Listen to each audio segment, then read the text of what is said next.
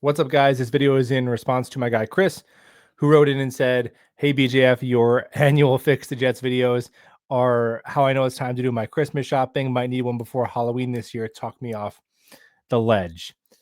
Well, we can start talking some blueprints for next year, man. We can't do full-fledged free agency and PFF mock draft simulator as of yet. We reserved that until at least January 1st. But yeah, man, you're looking ahead to next year, and I'm going to assume it's Darren Muji and Aaron Glenn until we know otherwise. I think it would have to be or continue to be a complete disaster. Like unless they go 0-17 or something, I think they'll be back. But okay, so you're gonna have either the first, second, or third overall pick, most likely.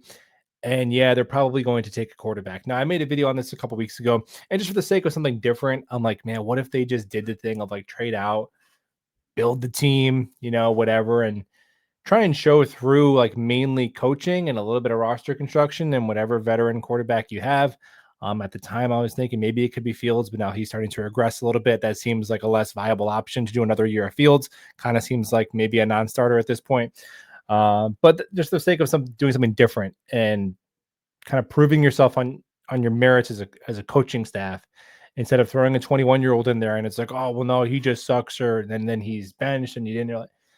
I don't know. Like it's only 6 games with this GM and coaching staff, but that's kind of like how I would see it going. I'm not super confident that it would go well if they throw a rookie in here right now, but we have a bunch of games to go, and who knows? Teams can radically change from year to year. But you look around the league, and I mean, if I want to touch on the quarterback for a little bit, I'll answer the question with like Fernando Mendoza or Dante Moore. But if you do look around the league, you see teams like the Commanders and the Patriots. And now they did make coaching staff changes so that there is that, right? Before May popped this year, and then obviously before they drafted Daniels, it was a different coaching staff. And those rosters looked not like a good place for a young QB to go, right? Washington, I still don't even know if they have a good roster. They just picked up Treylon Burks. They got Robbie Chosen Anderson and like the ghost of Deebo Samuel as the receiving core. No Terry McLaurin. They don't even really necessarily have a great offensive line, but they still hung 30 points on the Chargers because they have a dynamic young quarterback and a pretty damn solid coaching staff, right? I think that's like 80% of the job is your quarterback and your coaching staff combined. But definitely before Jaden Daniels was drafted, the Commanders are predicted to be like a 6-win team.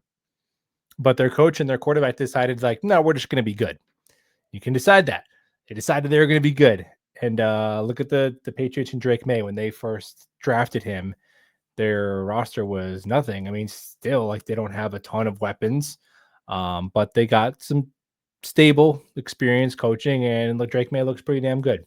And it's working out for them. And I think if they went the build the team method, they probably would have regretted it. So, you can go either way, but that does remain that those teams did make coaching changes. And you look around the league, and it's most of the franchise quarterbacks. It was either a team that showed some sort of competence before drafting them, like the Chiefs and the Ravens and the Bills and the Eagles, or coaching changes that happened, like the Jaguars and the Chargers and the Commanders and the Patriots. So I think when I was looking through all the franchise QBs, Joe Burrow was like the one guy who there was a coaching staff that bottomed out, got him the next year, and they did make a Super Bowl. And now it looks like, hopefully he doesn't go the way of Andrew Luck with his injuries, but I mean, it worked to some extent. They were in the playoffs every year. He's healthy. They made a Super Bowl and all that.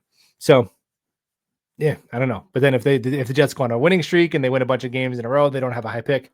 I get it, man. But that's just my 2 cents on the quarterback thing. But yeah, they're probably going to take one because they cannot afford. I don't think Darren Muji and Aaron Glenn, if they're coming off of a 1 or 2 win season, I don't think they can afford, from a job security perspective, to do the build the team route. Because if they say, hey, we're going to build the team, and they trade out and they get some picks, well, those picks are still rookies and they're not going to come in and be elite right away, probably.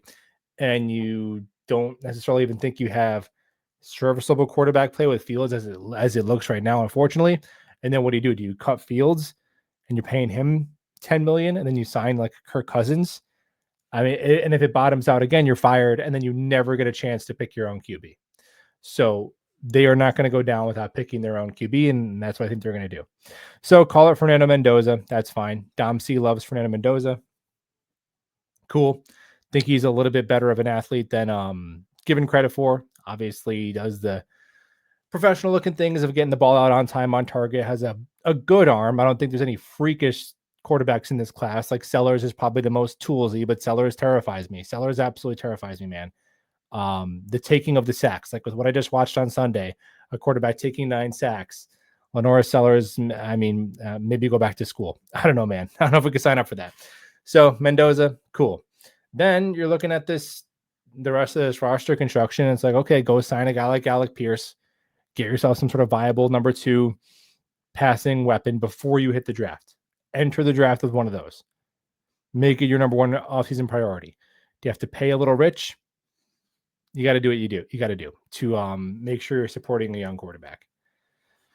And then from there, with the rest of your free agency and picks, just try to make the best signings and draft picks you can, because I do think if you want to bring back Simpson and Myers, like you do have a capable offensive line. I know it's not great, but who do you want to? What are we getting rid of? Membu? Are we getting rid of Olu? No. Are you getting rid of Tipman? No. And Myers is honestly surpassed expectations. So I don't know. Maybe you let Simpson walk and sign a different guard.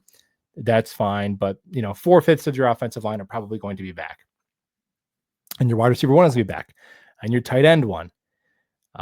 If you lose Breece Hall, obviously you got to replace him with a running back. But the biggest addition to the offense, the limitations of this offense right now, is the quarterback, the secondary wide receiver, and the inexperienced offensive coordinator. Those are the 3 things. And I would put the secondary wide receiver as more so. Like, we can't act as though you take 9 sacks because you didn't sign Josh Palmer. Right. Like, again, Jaden Daniels, like Terry McLaurin goes out. The Commanders without Terry McLaurin are unequivocally a worse wide receiver room than the Jets with Garrett Wilson. But they're not taking 9 sacks. I mean, Spencer Rattler isn't taking 9 sacks in New Orleans. They're going to trade Chris Olave. He still won't take 9 sacks. He still won't have negative 10 passing yards. So, yeah, it's the quarterback and coaching always 1 and 2 along with your offensive line, but we already have that squared away. So get that number 2 receiver, and then just try and make the best investments you can. Obviously, an edge and like a safety probably need to be your starters on defense, and that's probably like all your picks and investments right there. It adds up pretty quick, especially we don't have a third round selection. And if you run it back with Muji and Glenn and Ingstrand and you do all that, are you a playoff team next year? Probably not, unless you get some sort of sensational rookie performance out of your quarterback. You're probably not a playoff team. But you hope that you can develop your quarterback and then have a second off season to patch up a roster that's kind of been gutted when you look at the players like 10 through 30. And then maybe your quarterback is decent and you're trying to make a playoff push by 2027. I think that's the most optimistic way you can look at the state of this team and the future of it right now. I don't see a world in which they salvage this season beyond scraping together a few wins that aren't meaningless yet. They're not meaningless yet. If they beat like the Bills backups week 18 or whatever, that will be meaningless. And then even next year, again, if your coaching is the same, which I guess they can get better because they're in their second year, but if your coaching staff is mostly the same and you're replacing Fields with a rookie, okay, maybe that rookie would be a little better than Fields, but it's not like if you win 2 games, I don't see how you go from 2 wins to 10 wins unless that rookie is an outlier. So there you go. There's a little bit of a blueprint to hopefully maybe break the playoff drought by 2027. And we'll talk all soon. Go Jets.